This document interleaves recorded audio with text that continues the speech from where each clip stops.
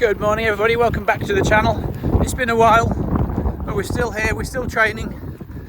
We're midway through the triathlon season. Just testing out using the iPhone for video rather than the GoPro for once. But yeah, we're midway through triathlon season. We've done a sprint, we've done a standard, and we've done a half Ironman distance races. Ironman Copenhagen is in 5 weeks time. It might even be 4 weeks time. I'll say 5 weeks because it's less scary. It's coming up very quickly, so I just thought I'd do a quick update, let you know how the season's going and let you know what else we've signed up for whilst I'm out with this dog. So I guess it's good and bad news in this video really. Good news, I'll start with, tri-season is going really well.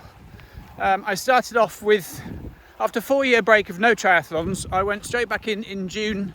Following my 2 marathons in April, I went straight back into tri-season in June with box and standard distance qualifier. First one in 4 years, as I said, a real wake-up call. I'd forgotten how quick I need to be, I'd forgotten how organised I need to be. I had the wrong shoes, I had the wrong laces, transitions, I couldn't get my wetsuit off. It was great fun, but I was hopeless. I finished like 20th in my age group. It was a real shocker.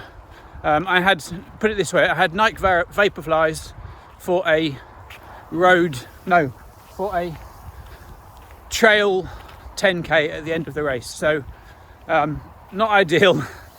I got a fly stuck in my throat 2 miles into the run and was gagging for the next 2 miles. It was fairly awful, but it was a good reminder and a good wake-up call. So 3 weeks after that, I did Beccles sprint distance, a race I've done a few times before, and I came 8th or 9th overall, 8th overall I think, which I was really pleased with. Everything went really well. I'd got my act together for the transitions. I got the right footwear, I read the race notes, I swam solidly, I biked well, okay I suppose, but I ran well and I caught people up and I had a good finish in that overall. After that I went and had my bike fit done at Matt Bottrill Performance Centre over in Leicester. So this is you learning to do your drills. So you've got like your head up to start off with. Yeah. So you're not really thinking about it. So that's more like your power position. Yeah. Then you've got a medium position where you just drop into it, and then you've got ultra aero, which you naturally haven't got to worry about shrugging your shoulders. Yeah. Because you kind of bring them in as soon as you drop your head, you bring them into play. Yeah. Okay, so when you're going really quick, downhills, tailwinds, just think about keeping that head into place. So we've got, you're not thinking about what you're doing. Yeah. Then we've got to learn to that medium position where you drop then ultra aero, where the head is like mega low. That's great. Who built me a whole new front end on my bike.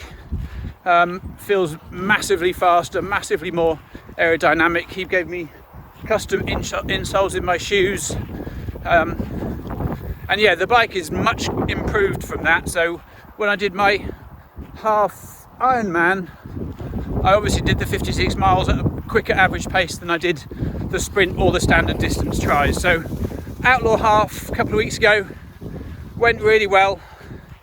Run was awful, but the run is really tough there. Swim was really good, bike excellent, happy with both of those. Filled up well, Mortin gels every 20 minutes through the bike, meant I felt pretty good, and that was a swim and a bike course PB there, which I was really pleased with. So that's where the season's up to so far.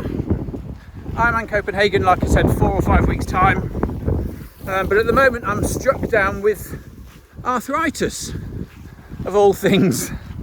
A real shocker. It's something I've been suffering with on and off over the past year, I guess. But yeah, I'll go into some more details about it. I mean, you've already seen the thumbnail, right? So you know arthritis is a topic. But about a year ago, I got a really painful wrist. Oh, it's going to start raining now, isn't it? I'm out in a t-shirt and shorts. Yeah, I got a really painful wrist. My wrist hurt for a few days, really badly. I couldn't drive or cycle or anything. It hurt for 2 or 3 days. Then it cleared up, and a couple of days later the opposite wrist started feeling exactly the same. Cleared up a few days later, took paracetamol, took painkillers.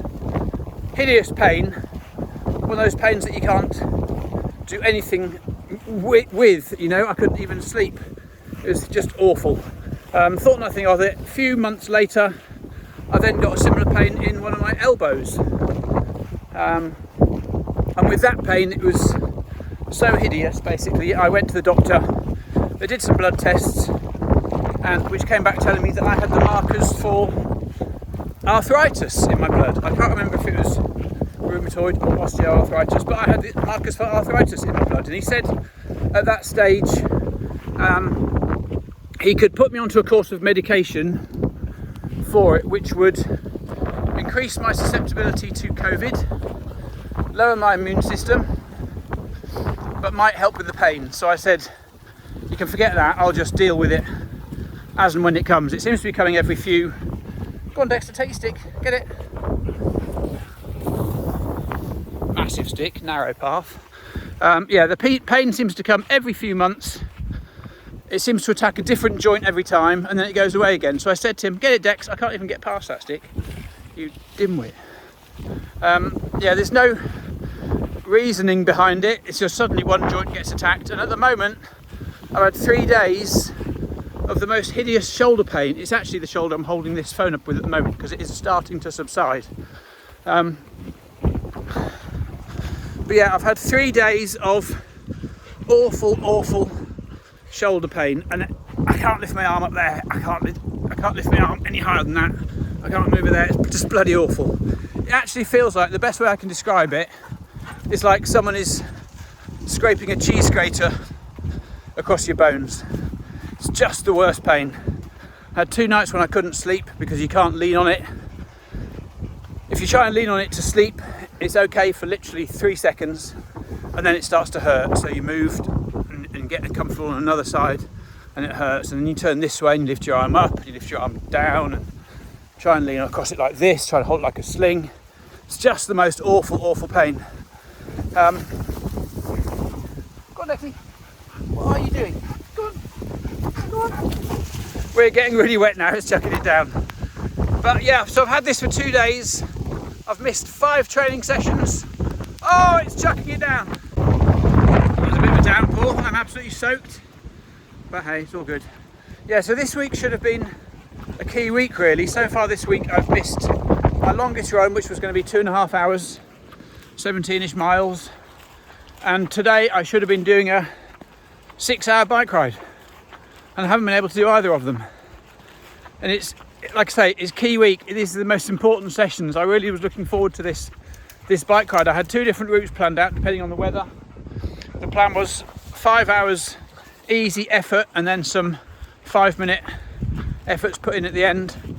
I had one course taking me up to the Norfolk coast, doing a bit of the coastal road and coming up all the way down again. And I have another route planned, which I will do at some point, is 110 miles of the Rebellion Way gravel route that goes all the way around Norfolk. So I've got these 2 lovely routes planned in. Can't do either of them. I've got some medication now from the doctor, which is Itoricoxib, I think it's called. 1 tablet once a day, 90 milligrams. They don't seem to touch it. The pain's really strange. It hangs around for 2 or 3 days, and like I say, you can't sleep, can't move, can't drive, can't get my contact lenses out, can't clean my teeth. It's just the most hideous noise, the most hideous pain, and I make the most hideous noise. And it hangs around for 2 or 3 days. Dexter, wait, here. It hangs around for 2 or 3 days, and then it just clears off again. And any painkillers you take, just don't touch it. So where it goes from here, I don't know. It's one of those annoying things that seems to rear its head every couple of months, destroy a week for me, and then go away again. And I guess it's manageable. It's a bit like, in terms of training, it's a bit like having a bad cold or COVID for a week. You know, it happens to people. You take 3 or 4 days off, you get back on it, and I'm sure I can manage it fine, and I'm sure it won't disrupt things too much. It's just frustrating that it's chosen this biggest week to rob me of my training sessions. But you know, I'll have a reshuffle. That's the beauty of triathlon. You can always shuffle your sessions around. There's always a way to get them done, and I will get things done. Luckily I can fit these things in during the day, and I'll get on top of it. But that's where we're up to in terms of my medical status. Pretty knackered. What else we got going on? So races wise, yeah, I've got Copenhagen in August the 20th. What is it today? 23rd. So yeah, it's a little under a month. Copenhagen in a month, August the 20th. Then end of September, we've got our Leroyka vintage bike ride in Tuscany, something we're really looking forward to. Also in September, we have got Swim Serpentine, 2 mile swim. I mean, that's just a fun session so that Greg can complete his London Majors medal. So that's Swim Serpentine in September. Leroyka, October. When is that? Early in October, I've got Peterborough half marathon, where my target there is as close to 90 minutes as I can get. Sub 90 has always been a target of mine, but things keep getting scuppered on that journey, so I won't put ridiculous time pressures on, but I'd like to be close to 90 minutes if I can. And then early in November, we have got New York Marathon, where I'm doing a pacing job there, pacing Greg to 3:45. That's the target for New York. And then the following month, beginning of December, I have got Valencia Marathon, where obviously the target will be to get maybe a marathon PB closer to 3 hours. That would be the goal there. And then coming up in 2024, we have got Tokyo Marathon booked up and confirmed. How exciting is that? That's Tokyo Marathon. By then that'll be the 4th of my marathon majors. Looking forward to that. And then somehow just have to fit in Berlin and Chicago during the year. Would be nice to get them done during the year. We'll see. But that's where we're up to anyway. That's how things are going at the moment. Arthritis doing its best to prevent me from doing the things I love, but we find a way around it. Anyway, there we go. Let me know how you are doing, how your training is going, how your race calendar is going, what you've done, what you've got coming up. And I will catch you very soon on the next video. Take care.